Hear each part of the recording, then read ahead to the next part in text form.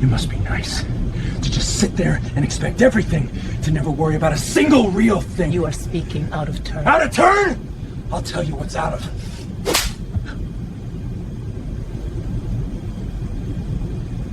The light at 37,000 feet is a different thing entirely. It's not the familiar butter-yellow warmth that pools on a kitchen floor in the morning, nor the sharp urban glare that ricochets off glass and steel. Up here, above the thin blanket of the troposphere, the sunlight is purer, colder. It's a blade of undiluted clarity, slicing through the triple-paned acrylic of the Gulf Stream's oval window, laying a sterile white rectangle across the plush, cream-colored carpet. Imani Carter watched the dust motes dance in that beam, tiny, insignificant galaxies swirling in their own silent cosmos. Each one, she mused, was on its own trajectory, oblivious to the immense pressurized vessel that carried them all through the void. The jet, a G700 she'd purchased with the first dividend payout after her company's IPO, was less a vehicle and more a sanctuary. Its call sign was her initials, followed by a 1. Not the one, just one. A quiet statement of singularity. The cabin was an extension of her own mind, ordered, serene, and ruthlessly efficient. The woods were a pale, matte-finished oak. The metals were brushed nickel that absorbed the light rather than reflecting it, and the leather seats were the color of sand at dusk. There were no photographs, no personal trinkets. The space was designed for thought, not for memory. Memory was a current that could pull you back, and Imani had spent her entire life swimming forward. She closed her eyes, letting the low hum of the Rolls-Royce engines become a form of meditation. It was a sound of power, of immense energy contained and controlled, propelling her from one coast to the other, from one reality to the next.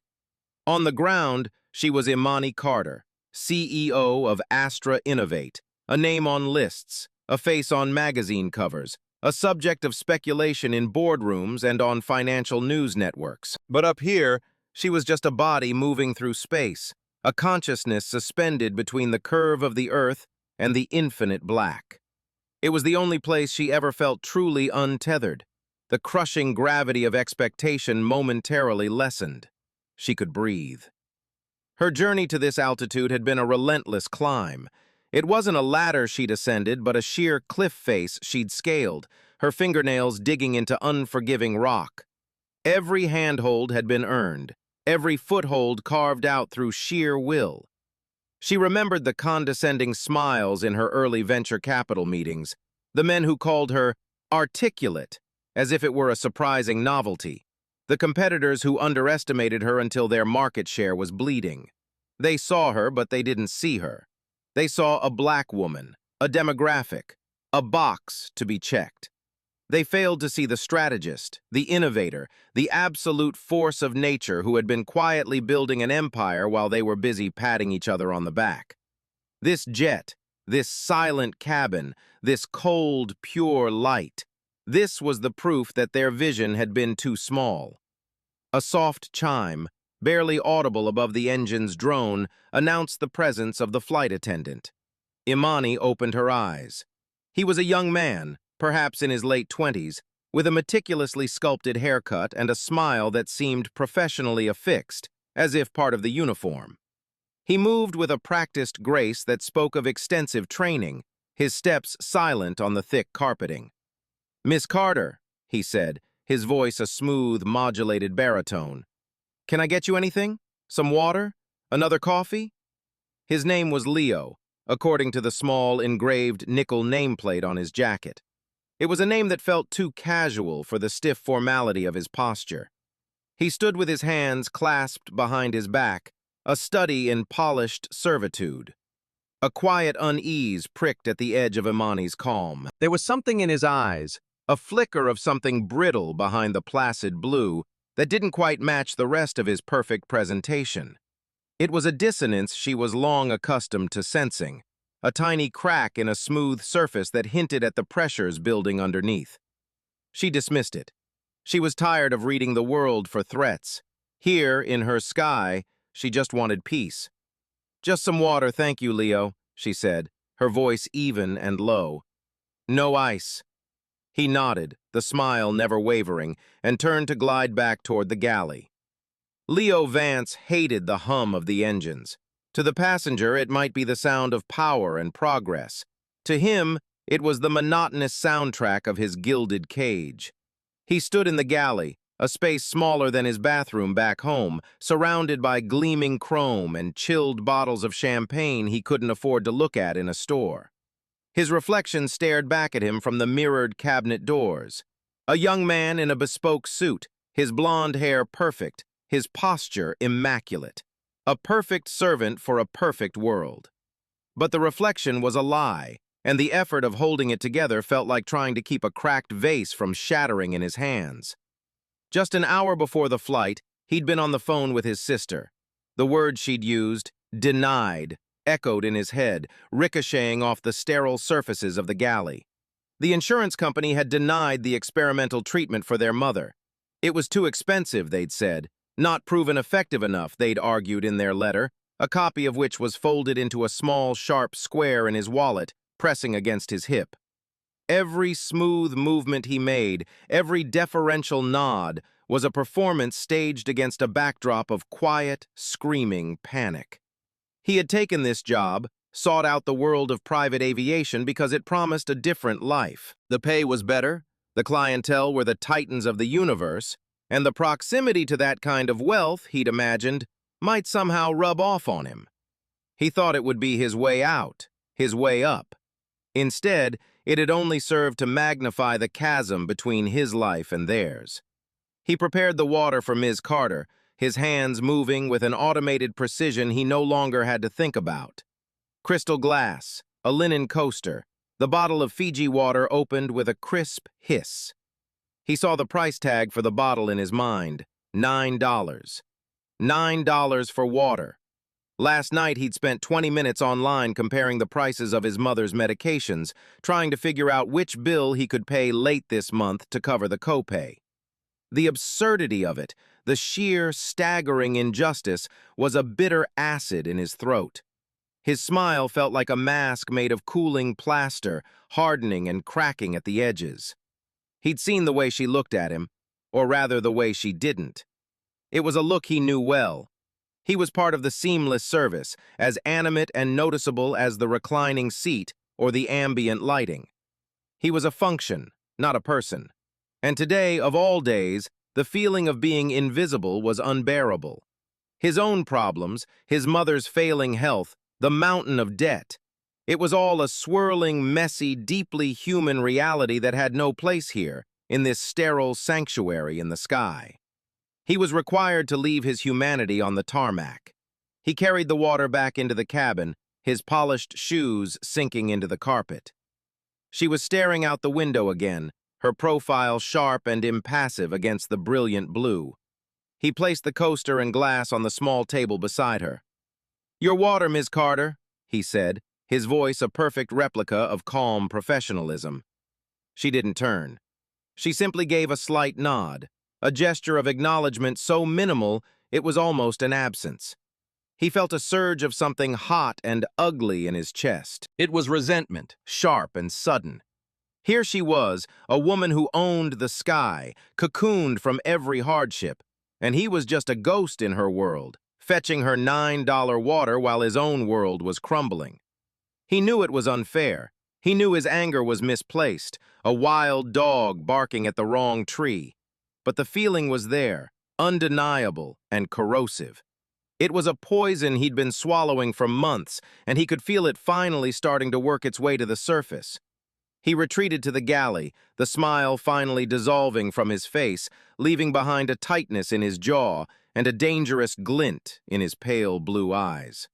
The turbulence was minor, a slight shudder that ran through the fuselage like a quick exhalation. For a seasoned traveler like Imani, it was nothing. She'd flown through storms over the Atlantic that had rattled older, larger planes like dice in a cup. This was merely a ripple in the air. But the ripple was enough. The tall, slender glass of water on the table beside her, untouched until now, slid a few inches, tipped, and fell. It wasn't a crash. The thick carpet absorbed the impact, and the spill was a small, dark circle on the cream-colored expanse. It was a minor inconvenience, a momentary disruption in the cabin's perfect serenity. Imani looked at the dark patch for a moment, then pressed the call button. The response was immediate. Leo appeared from the galley, his face a mask of practiced concern. "Is everything all right, Miss Carter?" he asked, his eyes going from her to the overturned glass. "It seems we had a small spill," Imani said, her tone neutral. It was a statement of fact, not an accusation. "Could you please take care of it?" This was the moment. For a normal flight attendant on a normal day, this was a routine task. A cloth, some club soda, a quiet apology for the disturbance. But for Leo, standing on the precipice of his own private abyss, her simple, calm request landed like a spark on a gas trail. In her composed, untroubled voice, he didn't hear a request. He heard a command from a woman who could spill $100 worth of luxury products without a second thought, who could simply press a button and expect the world to clean up after her. He saw his mother in a hospital bed, the thin, worn-out blanket. He saw the stack of bills on his kitchen table, and he saw this woman, in her throne in the sky, pointing out a small, insignificant stain. A muscle in his jaw twitched. "Of course," he said, but the words were clipped, tight. He turned back to the galley, and his movements were no longer the fluid glide of a professional. They were stiff, angry. He returned not with a cleaning kit, but with a small handful of cocktail napkins. He bent down but didn't kneel, dabbing at the spot with a rough, impatient energy. "Perhaps a cloth and some club soda would be more effective," Imani suggested, her voice still level but with a new, fine edge of observation. She was no longer just a passenger. She was a CEO watching an employee perform a task poorly, with a bad attitude. Leo stopped dabbing and looked up at her, his face tilted. The professional mask was gone, replaced by a naked, raw resentment. "These will do just fine," he said. His voice was quiet, but it was a quiet that vibrated with insubordination. It was the kind of tone that would get an employee a written warning in a normal environment. In the hyper-exclusive world of private aviation, it was a seismic event. Imani's gaze sharpened. The temperature in the cabin seemed to drop several degrees. This was no longer about a spilled glass of water. It was about a fundamental breach of protocol, a challenge to an authority he didn't even seem to comprehend. "I believe I asked for a cloth and club soda," she said, her words now precise and deliberate. She wasn't raising her voice. She didn't need to. Her authority was woven into the very fabric of the aircraft. Leo stood up, the damp napkin still clutched in his hand. He was breathing a little too quickly. The pressure in his chest, the panic from his sister's phone call, the simmering bitterness of his own failures, it all needed a release valve. And here, in this quiet, pressurized cabin, it had found one. "You know," he said, a sneer twisting the corner of his mouth, "for some people this would be a major problem, a stain on their $1,000-a-yard carpet." He gestured vaguely at the floor. "But I guess when you can just buy a new plane, it doesn't really matter, does it?"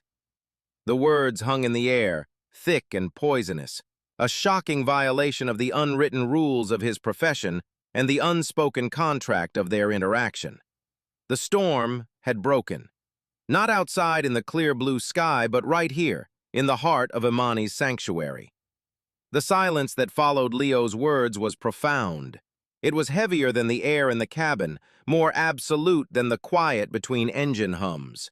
It was a vacuum, and into that vacuum, Imani's stillness flowed like poured steel.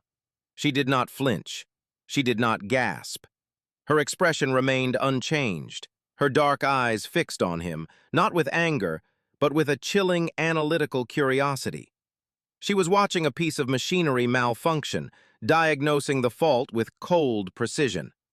It was this very calmness, this utter refusal to be drawn into his emotional chaos that seemed to enrage Leo more than any outburst could have. He had thrown a grenade and was expecting an explosion, a shriek, an argument. He wanted a fight. A fight would have made them equals, just two people yelling. Her silence maintained the gulf between them, the very chasm of power and status that was fueling his rage. She was the mountain, and he was just the wind, howling against it to no effect. "Is there a problem with my request?" Imani asked, her voice dangerously soft.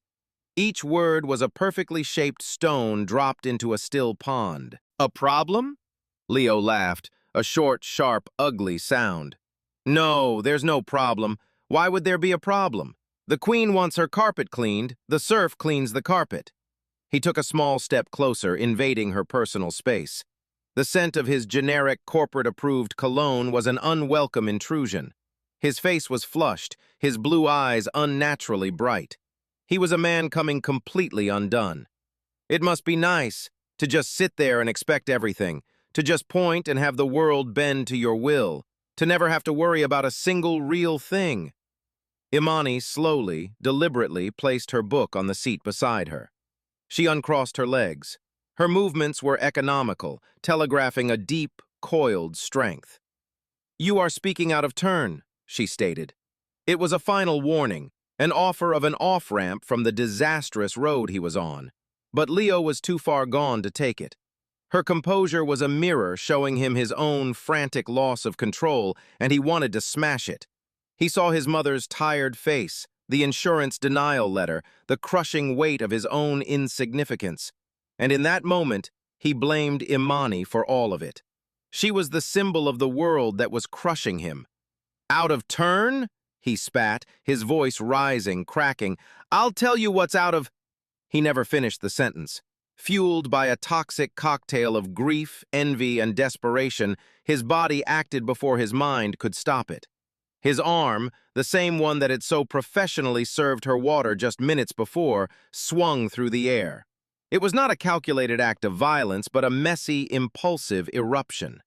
The sound of his open palm connecting with her cheek was shockingly loud in the confined space. It wasn't a thud. It was a sharp, stinging crack, a sound of violation, a sound that broke not just the silence, but a fundamental law of civilization. The echo of it seemed to hang in the air for an eternity. Leo's own hand tingled, the shock of the impact traveling up his arm, a physical manifestation of the line he had just irrevocably crossed. The flush drained from his face, replaced by a ghastly, immediate pallor. His breathing stopped. The world stopped. He stared at her, his mind a white-hot blank. Imani's head had turned slightly with the force of the blow. For a single long second, she remained that way, her face angled towards the window. Then, very slowly, she turned back to face him. There was no pain on her face, no fear, no anger. There was nothing. Her expression was a void. Her eyes, dark and endless, seemed to absorb all the light in the cabin, promising nothing in return. The red mark beginning to bloom on her high cheekbone was the only evidence of what had just transpired. In that moment of absolute stillness, Leo Vance finally understood. He had not slapped a passenger. He had struck something ancient and powerful, and the consequences were now hurtling toward him from a future he could not yet see, but could suddenly, terrifyingly feel. The world snapped back into motion, but only for Imani. Leo remained frozen, his hand still half raised as if he could somehow recall the act, a statue of his own monstrous mistake. The other flight attendant, a young woman named Chloe who had been organizing the forward closet, had witnessed the entire exchange. Her hand was clamped over her mouth, her eyes wide with a terror that was part disbelief and part raw fear for her own future, which she now saw tethered to this lunatic. Imani rose from her seat. Her movements were fluid, unhurried, imbued with a grace that seemed impossible in the wake of such a jarring act of violence. She did not look at Leo. To look at him would be to acknowledge him, to grant him a role in the narrative that was now unfolding. He was no longer a character. He was merely a condition, a problem to be solved. She smoothed the front of her silk blouse, a simple, automatic gesture of composure that was more intimidating than any shout could ever be. Her gaze swept past Leo and landed on Chloe. For a moment, Chloe felt the full, undivided attention of a mind that could move markets and build empires. The look wasn't accusatory. It was worse. It was evaluative. In that split second, Imani assessed her, saw her fear, her inaction, her complicity of silence, and dismissed her. Chloe felt herself shrink, rendered utterly irrelevant. Without a single word, Imani turned and walked toward the front of the plane. Her steps were silent on the carpet, her posture as straight and unyielding as the metal spine of the aircraft. She walked past the galley where Leo had harbored his resentment, past the small, well-appointed lavatory, and stopped at the reinforced door of the cockpit. She didn't knock. She pressed the keypad beside the door, her fingers moving with practiced certainty. A soft beep, a click of the heavy lock disengaging, and the door swung inward. The two pilots, a captain in his 50s with silvering hair and a younger first officer, turned in their seats, their faces etched with surprise. Civilians, even the owner of the jet, did not enter the cockpit unannounced during flight. It was a sterile, sacred space. "Miss Carter," the Captain David began, his professional smile faltering as he saw her face. He saw the vivid red mark on her cheek, a shocking splash of violence against the calm canvas of her skin. "Is everything all right?" Imani did not answer his question directly. She stepped inside, her presence filling the small, instrument-lined space. She reached out and gently pushed the door, closing it behind her with a solid, definitive thud that sealed her off from the cabin. She was now in the brain of the aircraft, surrounded by the systems of control, the altimeters and attitude indicators, the complex nexus of machinery that held them all aloft. She looked out through the vast, curved windshield. The view was sublime. An endless expanse of piercing blue, a horizon so sharp it looked as if it could cut you. The earth below was a soft, abstract tapestry of white clouds and hazy patches of green and brown. It was a God's eye view, a perspective of absolute command. She left Leo and Chloe in the cabin, stewing in the thick, curdling silence of their own making. She didn't need to confront them, to lecture them, to fire them in a blaze of fury. That was not her way. Her power was not in the theatrics of anger, but in the silent, inexorable turning of gears they could not see. By retreating into this bubble of steel and sky, she wasn't running away. She was moving to the control center. The storm was over for her. For them, in the cabin behind the sealed door, the barometer was just beginning to fall. Enclosed in the quiet, humming world of the cockpit, the immediate shock began to recede, replaced by a familiar, weary ache. It wasn't the physical sting on her cheek, that was already fading into a dull throb. It was a deeper pain, a resonance of 1,000 other moments, 1,000 other slights that had paved the road to this one.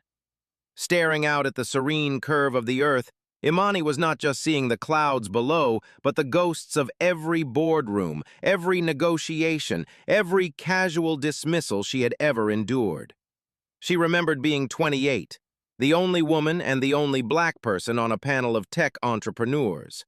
After she'd delivered a sharp, data-driven presentation, the moderator, a man old enough to be her father, had smiled indulgently and said, "Wow, you're a real firecracker, aren't you?"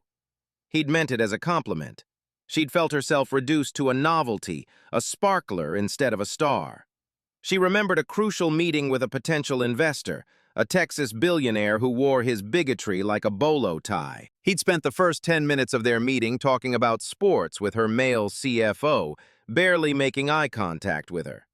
When he finally turned to her, the CEO whose vision he was supposed to be investing in, he'd leaned back and said, "All right, little lady, sell me." She had calmly, methodically dismantled his every assumption and secured the funding. But the memory of the insult, the sheer, unthinking arrogance of it, still left a metallic taste in her mouth. Leo's act was not an anomaly. It was a cruder, more physical manifestation of the same insidious belief she had battled her entire career, that she did not belong in the spaces she occupied, that her authority was provisional, her power illegitimate. The men who called her firecracker or little lady would be horrified by what Leo had done. They would call it barbaric. But they were all drinking from the same poisoned well. They all, in their own way, believed that a woman like her, a black woman in a position of ultimate power, was an aberration. Leo had simply lacked the social conditioning to mask his resentment behind a veneer of paternalistic condescension. He had shown her the raw, ugly truth of it. The first officer, a young man named Ben, kept glancing at her, his expression a mixture of horror and confusion. The captain, David, kept his eyes forward, his hands steady on the controls, but his focus was fractured. They were waiting for an explanation, an emotional outburst, tears, anything that fit the script of a woman who had just been assaulted. Imani gave them nothing. Her silence was a wall they could not penetrate. "Set a direct course for Van Nuys," she said, her voice betraying no tremor. "I want to be on the ground in 10 minutes. David's head turned slightly. "Miss Carter, our filed flight plan is for Santa Monica, air traffic control." "I am aware of our flight plan," Imani cut him off, her tone leaving no room for argument.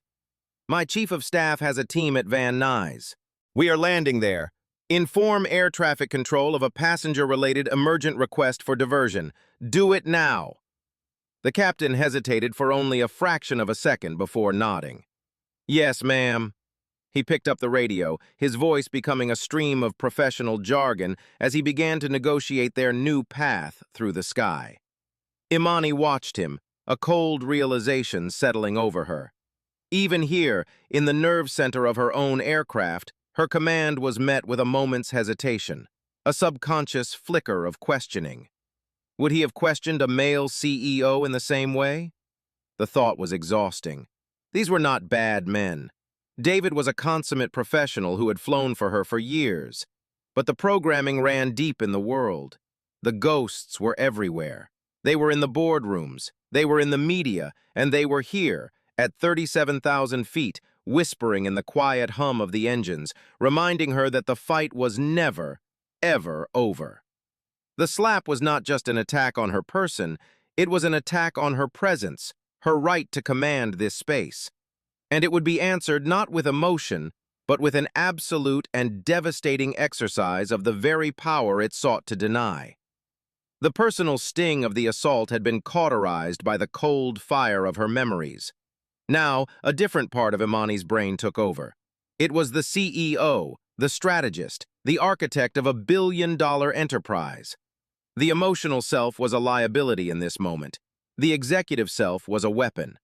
She stood behind the pilots, observing the endless blue, but her mind was a whirlwind of calculation, a rapid-fire sequence of risk assessment and strategic response.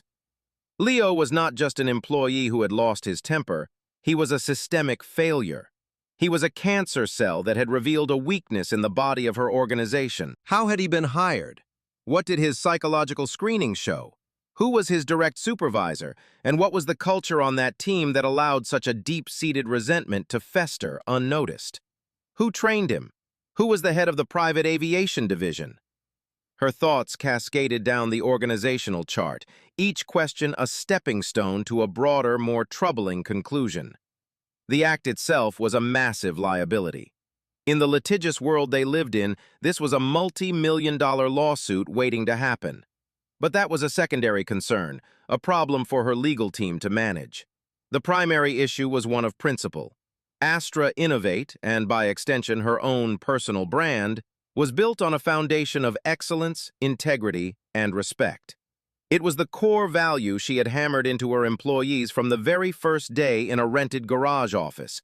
It was the promise she made to her clients, her shareholders, and herself. Allowing this incident to be handled as a simple HR matter, a suspension, a quiet termination, would be a betrayal of that principle. It would signal that the standards were flexible, that the rules could be bent. It would create a crack in the foundation. And the racial component was not lost on her. A white man striking a black woman in a position of authority. It was a story as old as the country itself, a grim tableau reenacted in a luxury fuselage. If word of this got out, and she did anything less than bring the full weight of her power to bear, the message would be catastrophic. It would say that even here, at the apex of success, she was not safe, that her authority was conditional. It would be a victory for every person who had ever underestimated her, dismissed her, or resented her success. She would not give them that satisfaction. No, a single termination was insufficient. Firing Leo was like pulling a single weed and leaving the roots behind. The entire system that placed him on her plane today had failed. The failure was not his alone. It belonged to his chief purser, who should have been managing her crew. It belonged to the director of in-flight services, who was responsible for the training and conduct of all staff. It belonged to the vice president of the entire private charter division, who was ultimately accountable for every single passenger's experience. Their collective failure of oversight, of training, of culture, had culminated in that sharp, echoing crack in the cabin. They were all links in a chain of incompetence that had led directly to this moment. Her decision solidified, as hard and clear as a diamond. This would not be a quiet dismissal. It would be a statement. It would be a corporate execution, swift and total. It would be a clear, unambiguous message sent not just to the aviation division, but to every corner of her global empire. This is the standard. There is no other. She reached for the satellite phone, its cool weight familiar in her hand. She scrolled through her contacts and pressed the name of her chief of staff, a woman named Evelyn who was as ruthlessly efficient as Imani herself. The phone barely had time to ring. "Evelyn," Imani said, her voice low and even, cutting through the cockpit's hum. "We are diverting to Van Nuys. I need you to meet me on the tarmac with the head of HR and corporate security. And I need you to draft termination notices for the entire flight crew of N1IC, effective immediately." There was a beat of silence on the other end of the line. "And Evelyn," Imani added, her eyes on the approaching California coastline, "draft one for their director and their VP as well, the entire chain of command. I want it done before I step off this plane." Back in the main cabin, the opulent silence had transformed. It was no longer serene, it was suffocating. Leo stood rooted to the spot where he had committed his act of career suicide, the damp cocktail napkin still crushed in his fist. The red mark on Imani's cheek was seared into his vision, a blooming, spectral image he couldn't blink away. The immediate volcanic rage had vanished, leaving behind the cold, gray ash of consequence. What have you done? The question wasn't just a thought, it was a physical sensation, a hollow sickness in the pit of his stomach. He was a flight attendant on a private jet. His entire job, the very core of his professional existence, was to be invisible, to anticipate needs, to create an atmosphere of seamless, effortless comfort. He had just committed the most egregious, most unthinkable violation of that code. He had not just been unprofessional, he had been a monster. He looked at Chloe, who was still pressed against the closet door, her face pale and her eyes wide. She wouldn't look at him. Her gaze was fixed on the cockpit door, as if she could see through the reinforced metal to the silent judgment being rendered on the other side. Her fear was a mirror to his own, amplifying it. In her terrified expression, he saw his own future. Unemployment, disgrace, a reputation so toxic he might never work in this industry, or any service industry, again. The sheer, breathtaking stupidity of his actions crashed down on him. All his anger at the insurance company, his fear for his mother, his resentment of the wealthy, none of it excused this. He had taken his own powerlessness and weaponized it against a person who had done nothing to him. He hadn't been punching up at the system, he had just been a bully, lashing out at the nearest available target. The shame was so intense it made him dizzy. He thought about the cockpit door. It had been closed for 5 minutes, but it felt like a lifetime. The silence from behind it was more terrifying than any shouting. What was she doing? Calling the police? He imagined being met on the tarmac by uniformed officers, the humiliation of being led away in handcuffs. The story would be on the news. His name, his face, would be plastered everywhere. Disgruntled flight attendant assaults billionaire CEO. His mother would see it. The thought was a physical blow, knocking the last of the air from his lungs.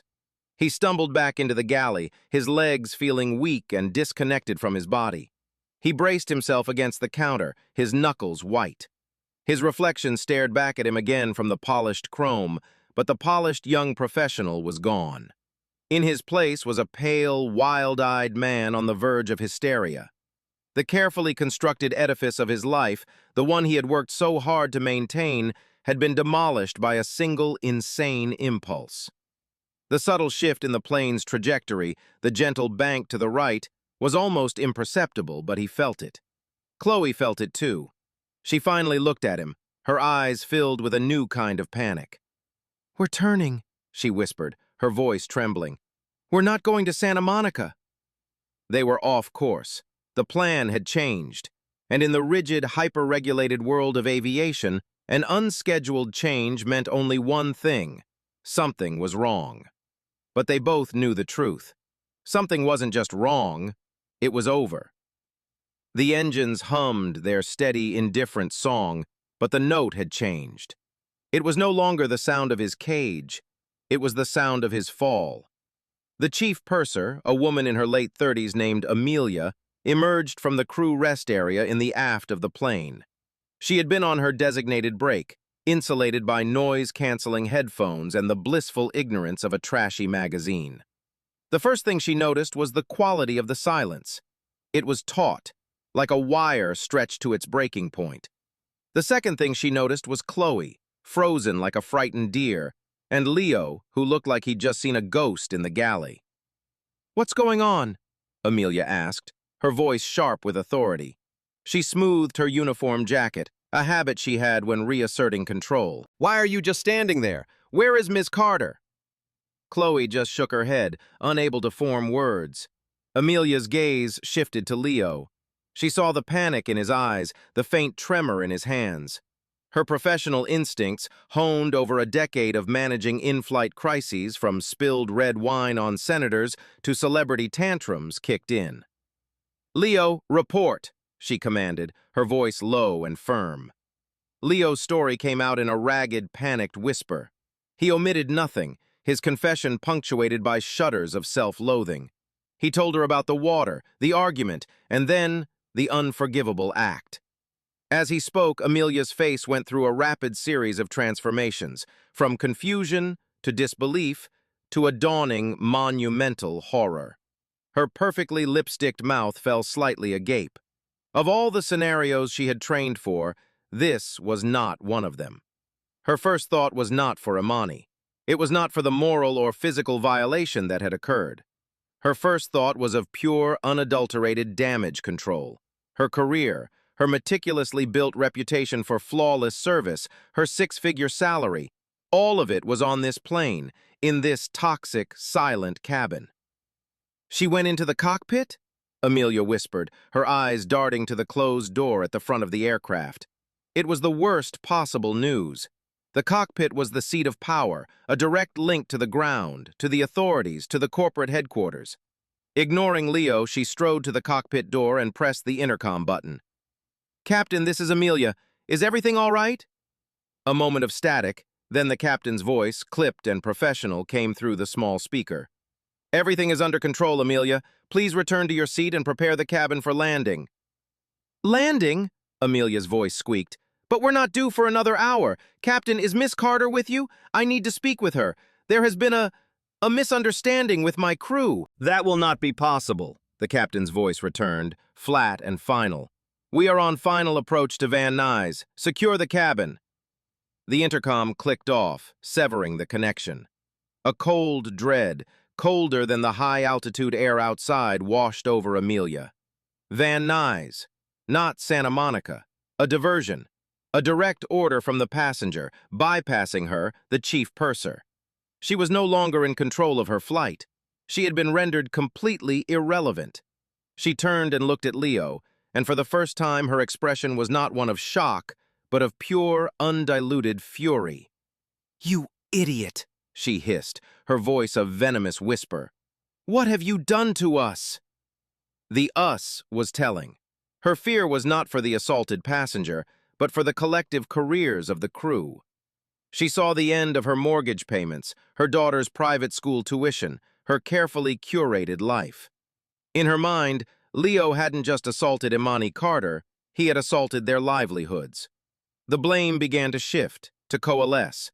It was his fault, his instability, his unprofessionalism.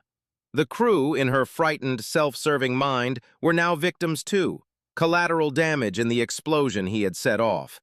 The whispers had started, the first desperate attempt to rewrite the narrative, to find a scapegoat and distance themselves from the blast radius. But it was far too late for that. The descent was steep and fast.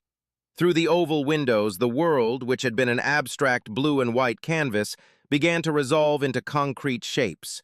The hazy brown blanket of Los Angeles smog came into view, followed by the sprawling, geometric grid of the San Fernando Valley. Cars on the freeways glinted in the afternoon sun, tiny metal beetles crawling along gray ribbons. The earth was rising up to meet them, no longer a distant concept, but an imminent, unavoidable reality. For the crew in the cabin, every foot of lost altitude felt like a turn of a screw, tightening the pressure in their chests. Amelia had ordered Chloe and Leo to their jump seats with a clipped, furious command. She took her own seat near the main door, her back ramrod straight, her hands clenched in her lap. The usual pre-landing bustle, the collection of glasses, the final checks, the cheerful professional chatter, was gone, replaced by a tomb-like silence. They were three strangers, bound together by a shared, impending doom, waiting for the executioner's axe to fall. Leo stared out the small window of the emergency exit door, his mind a maelstrom of regret. He saw the swimming pools in the backyards of suburban homes, tiny turquoise jewels set in green. Each one represented a life of normalcy, of bills and worries and small joys, a world he now felt irrevocably exiled from. He had wanted to escape the crushing gravity of his problems, and in one stupid, violent act, he had achieved it, but not in the way he'd ever imagined. He was now in a state of freefall, and the ground rushing up to meet him was not salvation, but ruin. He kept replaying the slap, the sound, the look on her face, her terrifying, absolute calm. He had expected her to be fragile, to react like any other person. He had fundamentally misjudged the nature of power. He thought power was about shouting, about making demands. He never understood that true power, the kind that reshapes the world, often moves in utter silence. It doesn't need to raise its voice. Chloe was crying silently, tears tracking through her makeup. She wasn't crying for Miss Carter, she was crying for herself, for her job, which she loved, for the travel, the excitement, the escape from her small-town Ohio roots. She had stood by and done nothing. She had been paralyzed by fear, and she knew with a certainty that felt like a physical weight that her inaction was as damnable as his action. In the world of ultimate service, failing to protect the client was an unforgivable sin. She had been tested and found wanting. Amelia was not crying. Her mind was racing, building and discarding potential defenses. She would say Leo had shown no prior signs of instability. She would emphasize his flawless service record. She would frame it as a sudden, unforeseeable psychotic break. She would try to position herself and Chloe as secondary victims. It was a desperate, legalistic strategy, the last gasp of a career bureaucrat trying to survive a catastrophe. But even as she rehearsed the lines in her head, she knew they were hollow. The charge in the air, the unscheduled landing, the stone wall of silence from the cockpit, it all pointed to a verdict that had already been delivered. The plane was no longer a vessel of luxury transport.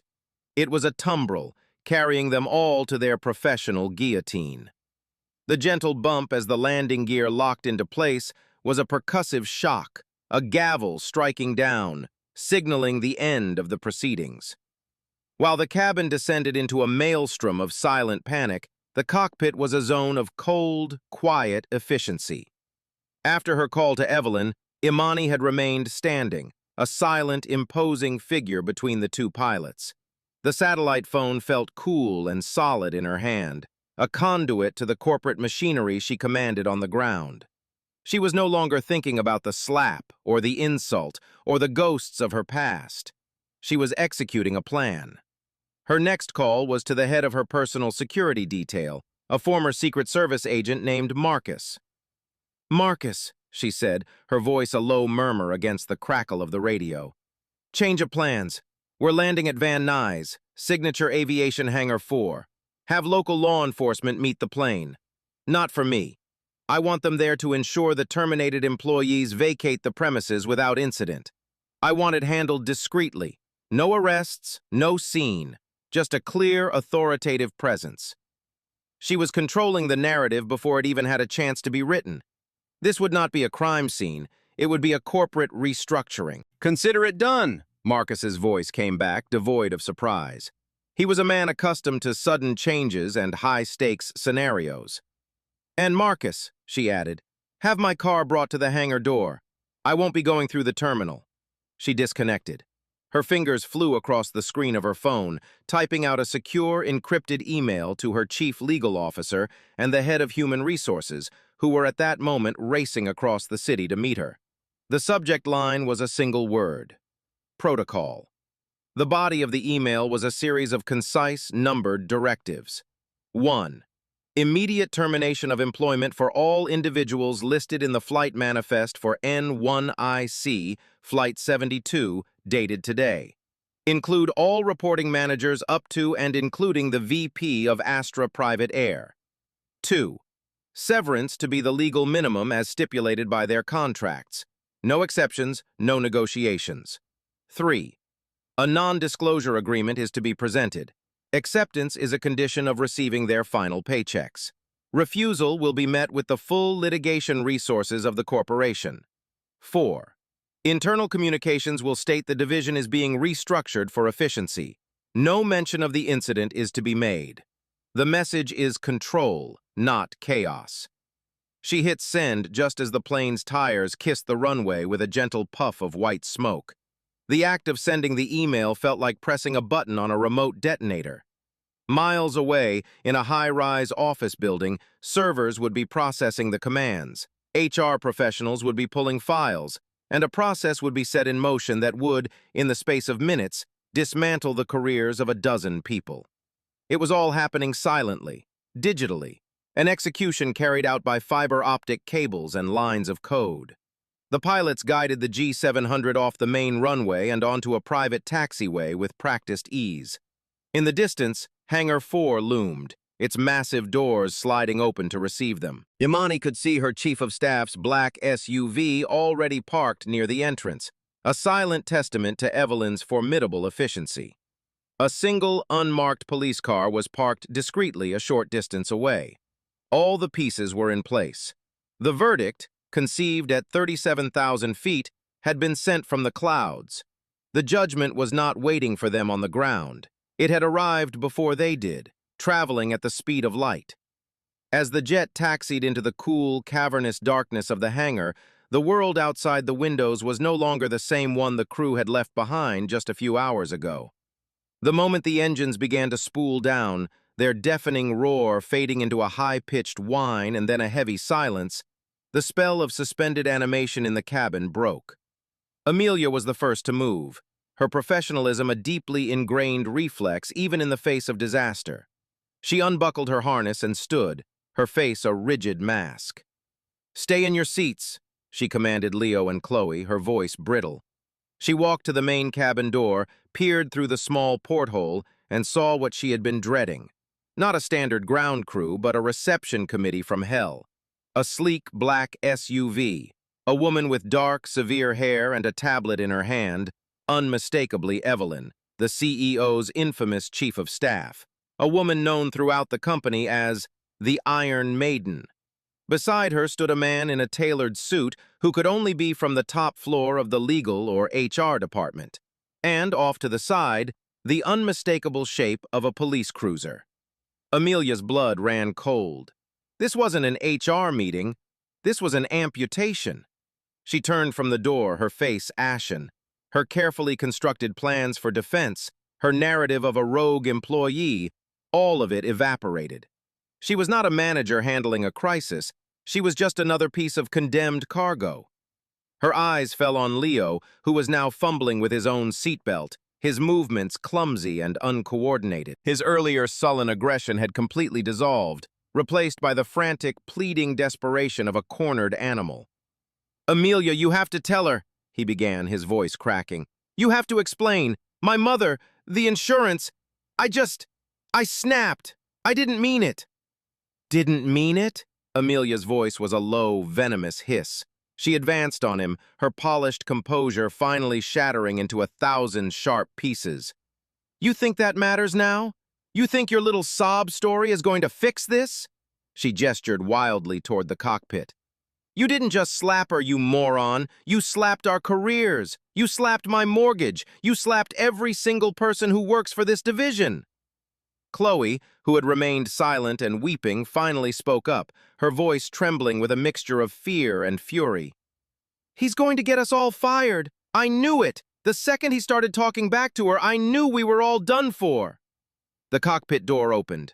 Imani emerged, stepping into the cabin with the same unnerving calm she had displayed before. She was holding her handbag. She did not look at any of them. Her presence sucked all the air out of the cabin, silencing the brewing argument. She walked to the main door where Amelia was standing and simply waited. Her silence was a command. Trembling, Amelia reached for the heavy lever to unseal the door. It took her 2 tries. As the door swung open, revealing the cavernous hangar and the waiting corporate executioners, Leo made one last desperate move. He scrambled out of his seat and lurched toward Imani. "Miss Carter, please," he begged, his face a pathetic mess of tears and sweat. "I am so sorry. Please, you can't. I'll do anything. Don't do this." Before he could get within 5 feet of her, the first officer, Ben, who had emerged from the cockpit behind Imani, stepped forward, blocking his path. Ben's face was grim. "That's enough," he said, his voice firm. "Stay where you are." Leo stopped, his unraveling complete. He stood in the middle of the luxurious cabin, a broken man in a bespoke suit, begging for a mercy he had to know in his heart would never come. He was no longer just an assailant or a disgruntled employee. He was a cautionary tale, a ghost of a career that was already over. The hiss of the cabin door breaking its seal was the starting pistol for the new reality. Cool, hangar air, tinged with the faint scent of jet fuel and concrete, flooded the climate-controlled cabin, a breath from the world they had just been so violently ejected from. Imani stepped onto the top of the air stairs without a backward glance, her heels making a sharp, definitive click on the metal. The afternoon light, filtered through the hangar's high windows, caught the sharp line of her jaw. She descended with the unhurried gait of a monarch, her expression impassive. Evelyn, her chief of staff, met her at the bottom of the stairs. She didn't offer a word of sympathy or ask what happened. She simply held out the tablet. "Everything is in motion," she said quietly. "Legal and HR are here. The letters are ready to be sent." "Send them now," Imani replied, her voice low. Evelyn tapped the screen twice. Somewhere, a digital command was executed. On the plane, the crew watched this silent exchange with a sense of dizzying unreality. They were suspended between 2 worlds. The rarefied air of the jet they no longer belonged to, and the hard concrete of the hangar floor, which represented their new, uncertain future. The arrival felt less like a landing and more like a crash they were only just now realizing they had been in. Amelia was the first to compose herself enough to move. With a face like stone, she gestured for Chloe and Leo to follow. The descent down the air stairs was the longest walk of their lives. Each step was a fall from grace. They were no longer the polished, elite crew of a top-tier private jet, a role that came with status, respect, and an air of untouchable glamour. They were just 3 people: Amelia in her slightly too perfect uniform, Chloe with her tear-streaked face, and Leo, a walking picture of shame, his tie askew, his jacket rumpled. The 2 men waiting beside Evelyn stepped forward. One of them, a silver-haired man with the weary eyes of a corporate lawyer, addressed Amelia. "Amelia Jennings?" he asked, his voice polite but firm. "I'm Arthur Vance from the legal department. We need you and your crew to come with us." He gestured toward a sterile, windowless office built into the side of the hangar wall. Leo, Amelia, and Chloe were escorted into the room. It contained nothing but a table and several chairs. There was no negotiation, no discussion. They were handed envelopes and tablets displaying legal documents, the non-disclosure agreements. Their final paychecks, the lawyer explained, were contingent on their signatures. The corporate machine was efficient, impersonal, and absolute. Outside, Imani walked toward her waiting car. She passed the two pilots, David and Ben, who were standing awkwardly near the nose of the plane, waiting for their own summons. David met her eyes for a moment, his face a complicated mask of professional duty and human sympathy. He opened his mouth as if to say something, but no words came out. What could he say? He had been a witness, a bystander in the cockpit of a crisis he was powerless to stop. Imani gave him a slight, almost imperceptible nod. It wasn't forgiveness or absolution, it was simply an acknowledgement, a closing of a chapter. Then she was gone, slipping into the dark, tinted interior of her car. The door closed with a soft, expensive thud, sealing her away once more in her own private, controlled world. The smooth landing had been a lie. For the crew, the impact was only just beginning. Inside the sterile briefing room, the only sound was the rustle of paper and the frantic, shallow breathing of the three crew members. Arthur, the lawyer, spoke in a calm, dispassionate monotone, explaining the terms of their separation. His words were a blur of corporate jargon: involuntary termination, breach of contract, code of conduct violation. That all meant the same thing. They were finished. Simultaneously, miles away in Astra Innovate's corporate headquarters, a junior HR manager, following a direct, encrypted instruction, was executing a series of commands on her computer. She selected a list of names from a file labeled Astra Air Senior Staff. With a click, she added them to the same termination protocol as the flight crew. The names included a director of in-flight services, a man who was at that moment enjoying a steak lunch with a vendor, completely unaware of the storm that had broken over his division. The list went higher, to the vice president of Astra Private Air, a woman who was in a quarterly planning meeting, pointing at spreadsheets and talking about growth projections. At that exact moment, their company-issued smartphones, and those of the flight crew in the hangar, all chimed with the same mundane notification tone. A new email had arrived. For Leo, the sound made him jump. He looked down at his phone on the table. The subject line was stark and impersonal. Notification regarding your employment status. His hands were shaking so badly he could barely unlock the screen. For the director at his lunch, the vibration in his pocket was an annoyance. He glanced at it, expecting a routine update. His fork, laden with a piece of filet mignon, paused halfway to his mouth. For the vice president in her meeting, the soft chime from her laptop on the conference table was a minor distraction. She glanced at the pop-up notification on the corner of her screen. The words blurred for a second. She stopped mid-sentence. The email was identical for all of them. It was a masterpiece of corporate sterility, drafted by the legal department to be both airtight and utterly devoid of emotion. It began, "This letter serves to inform you that your employment with Astra Innovate and all its subsidiaries is terminated, effective immediately." It went on to cite a generic clause about the company's right to terminate employment at will. It detailed the logistics of returning company property and the schedule for their final paycheck. There was no mention of the reason, no reference to Flight N1IC, no hint of the human drama that had precipitated this corporate bloodbath. It was a digital guillotine, a single, synchronized electronic pulse that had severed the careers of an entire chain of command in the blink of an eye. The director of in-flight services slowly put his fork down, the steak suddenly tasteless. The vice president stared at her screen, the confident words about future growth dying on her lips. And in the hangar, Leo looked at the cold, black letters on his phone, the final, undeniable proof of his ruin.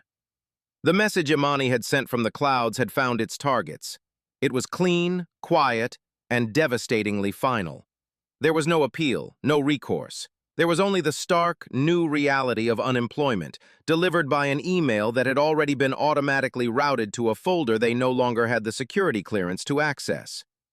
After signing the digital forms on the tablets, a final act of surrender, the hangar office door opened. The brief, brutal meeting was over. Arthur, the lawyer, and the HR representative remained inside, their work done. The three former flight attendants stepped out into the vast, cathedral-like space of the hangar, which now felt less like a place of wonder and more like a tomb. Imani was long gone. Her jet, the G700, sat silent and immense in the center of the polished concrete floor, a gleaming monument to the power that had just crushed them. A corporate security guard, a stout man with an impassive face, gestured toward a small, unmarked side door. "This way, please," he said. His tone wasn't unkind, but it was firm. They were being escorted out the back, away from the sleek, client-facing terminals of the private airfield. They were no longer part of that world. They walked in single file, Amelia first, her posture still straight but now brittle, as if held up by sheer, desperate pride. She stared straight ahead, her eyes fixed on the exit, refusing to look at the jet, refusing to look at her former colleagues. She was isolating herself, already beginning the mental process of severing herself from this disaster. Chloe followed, her head bowed, her shoulders slumped in defeat. She clutched her handbag to her chest like a shield. The tears had dried on her cheeks, leaving behind faint, salty tracks. Leo was last. He couldn't help but look at the plane one final time. He saw the company logo on the tail, the sleek silver A of Astra Innovate. It had once been a symbol of his ambition, his arrival into a world of elite status. Now it felt like a brand, a mark of his failure. He had been so proud to wear the uniform, to be a part of this exclusive team. He had thrown it all away in a single moment of pathetic, misguided rage. The weight of his stupidity was a physical thing, pressing down on his shoulders, making it hard to breathe. The security guard led them through a series of anonymous corridors, the kind of behind-the-scenes spaces that passengers never see. They walked past janitorial closets, electrical panels, and stacks of maintenance supplies. The glamour of private aviation was stripped away, leaving only the drab, utilitarian reality of its infrastructure. It was a fitting final journey. The side door opened onto a parking lot filled with the modest cars of airport employees. The afternoon sun was bright, making them blink. The guard pointed to the exit gate. "A taxi can be called from the main road," he said, and then, with a slight nod, he turned and went back inside, the door clicking shut behind him, sealing them out for good. They stood there for a moment in the harsh sunlight, three people who had started the day as a team and were now just disgraced strangers. There were no grand farewells, no final dramatic recriminations. The energy for that had been drained away, leaving only a hollow, exhausted emptiness. Amelia, without a word, turned and began walking briskly toward the main road, her stride stiff and angry. Chloe hesitated then, with a last sorrowful glance at Leo, hurried after her, eager to put as much distance as possible between herself and the source of her ruin. Leo was left alone. He stood in the middle of the employee parking lot, the sound of distant jets a painful reminder of the world he had lost.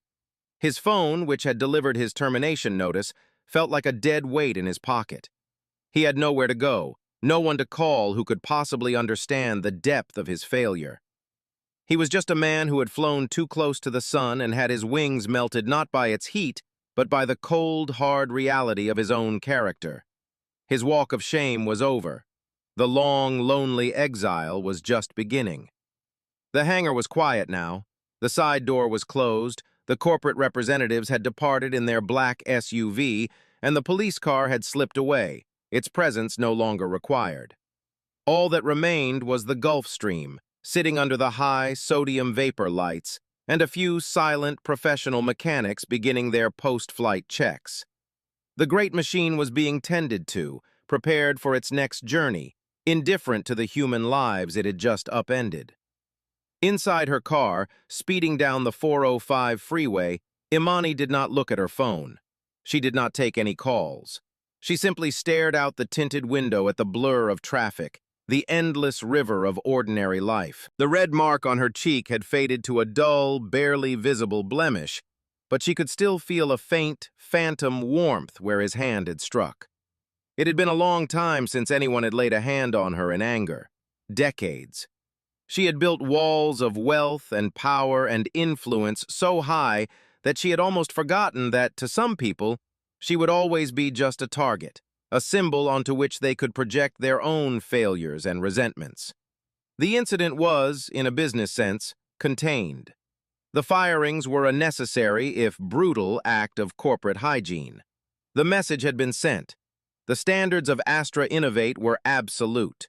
But the personal calculus was more complicated. She had won, but the victory felt hollow. It was a battle she should never have had to fight. She had defended her castle, but she was weary of the constant state of siege. True peace, she reflected, was not about having impenetrable walls. It was about living in a world where you didn't need them. And that world, she knew, was still a distant dream. Her silence in the aftermath, her calm, calculated response, it was not a sign of coldness. It was a shield, forged in 1,000 previous fires. It was the armor she had to wear to navigate a world that was still not quite ready for her. Today, that armor had been tested by a direct physical blow. It had held. But she was tired of having to wear it. The quiet hum of the luxury car was no longer a comfort. It was just another form of silence in a day that had been defined by it.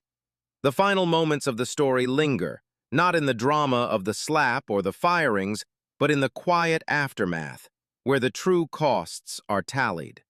It's here we can try to understand the broken machinery behind the antagonist's actions and the protagonist's heavy burden. Leo's violence wasn't born in that moment. It was the catastrophic failure of a man buckling under immense pressure. His sense of masculinity and his role as a provider were being crushed by a healthcare system that saw his mother as a line item on a balance sheet. He existed in a world of extreme wealth and privilege, serving it daily, yet was utterly powerless to access even a fraction of that security for his own family. His rage, misdirected at Imani, was really a scream into the void of an unfair system. It was the desperate, ugly lashing out of a man who felt his life was being stolen from him, and he chose to attack a symbol of the world he couldn't conquer. His actions were inexcusable, but his pain, in isolation, was profoundly human. For Imani, the what-ifs are a heavy cloak. If she had simply cleaned the spill herself, would the conflict have been avoided? Perhaps. But should she have to?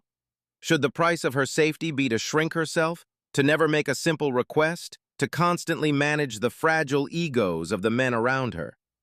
If her personal security had been in the cabin, the slap would never have happened.